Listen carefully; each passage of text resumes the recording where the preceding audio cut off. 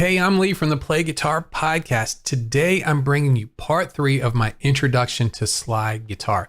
Part 1, I introduced the basics of slide guitar, and you can click above to go to that part. And last time, part 2, I talked about setup and technique for slide guitar. But today, let's go ahead and start playing.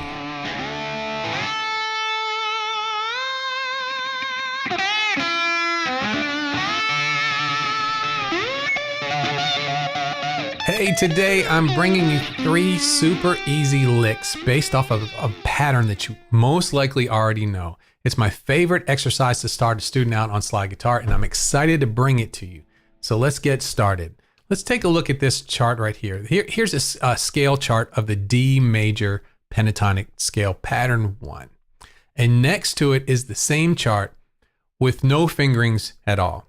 And because we're playing slide, we don't need the fingerings. But we have all the strong notes, the arpeggio notes, highlighted in red. I've circled the arpeggio notes that are all in a line. You see how that they all line up there?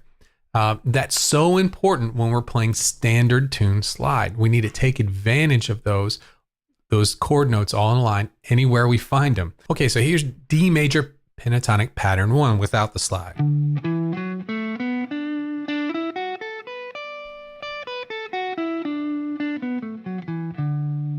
This is what's going to be the basis for what we're playing. So now I'm going to play that same thing, but I'm going to use the slide this time.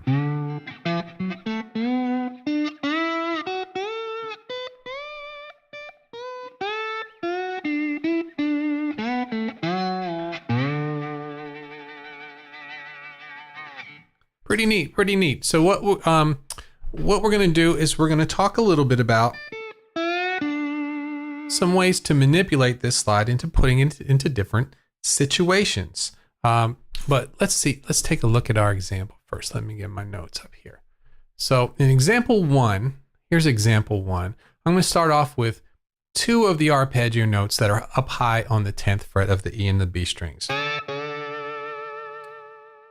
Those are the notes D and A. And I'm going to play them together. And then I'm going to play them one at a time. And then we're going to slide down to the 7th fret and hit those arpeggio notes in the back of pattern 1. Slide up into 7. So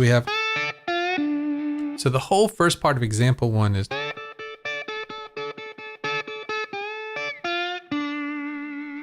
hit the top of pattern 1 and then the back of the pattern 1, ending on the tonic note right there. Okay, let's take a look at the second part of that. It repeats again.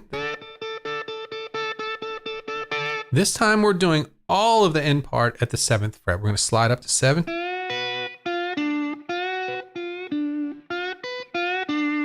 it is, right there. Okay, kind of a little major-y kind of sound there. All right, so I'm going to put on a little bit of a backing chord and give this a try.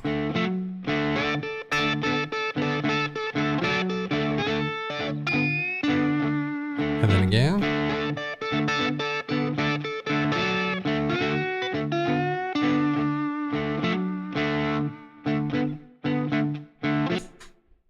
All that just from pattern 1 of the major pentatonic scale. It has a really good slide sound. All right, let's move on to example 2. Example 2, I focus more on the chord tones that are all on the line at the 7th fret. In that same pattern. These are going to be on the D, the G, and the A strings. I play them all together, and then I play them one at a time, and eventually I slide them into the major third, which is the 9th fret on the A string, and then ends it on the low root note on 10th fret on the low E string. Let's take a look at this. So here's the first part. Okay, we're just sliding. And then we slide into the 7th on the B string twice. 9th fret and on the 10th fret. And then just for fun, I hit the high strings at the 10th fret too, just like we did in the last one. So we have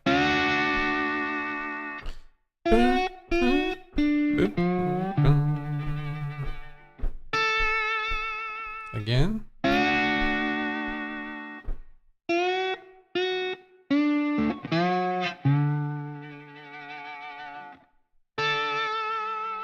right, let's try that with the chord.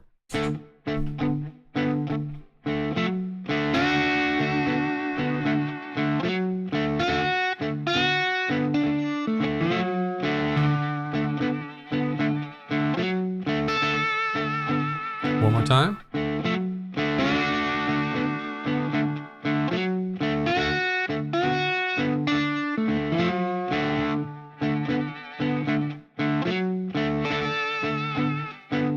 Pretty nice, pretty nice. All right, so let's move on to example 3.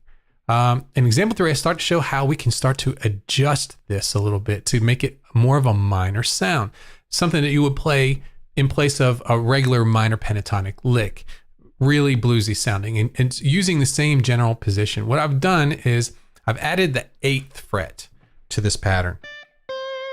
So 2 frets below the highest note. Okay, and I've also, when we go to the 7th fret on the B string, which is the major third, I'm not sliding that quite that high. I'm sticking back about a fret behind there to get that minor.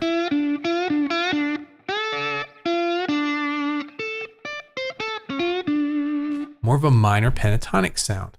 Okay, so let's see what we have. We have 10, slide up to 8, slide up to 10 on the B string, slide up to 6, and then 7, and I ended again with those 2 10th frets right there. Let's try it again.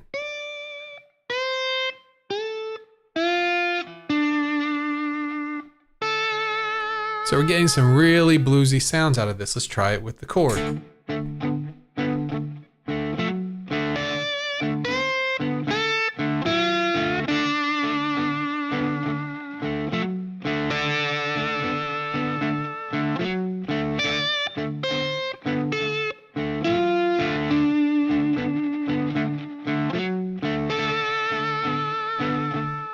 There you go.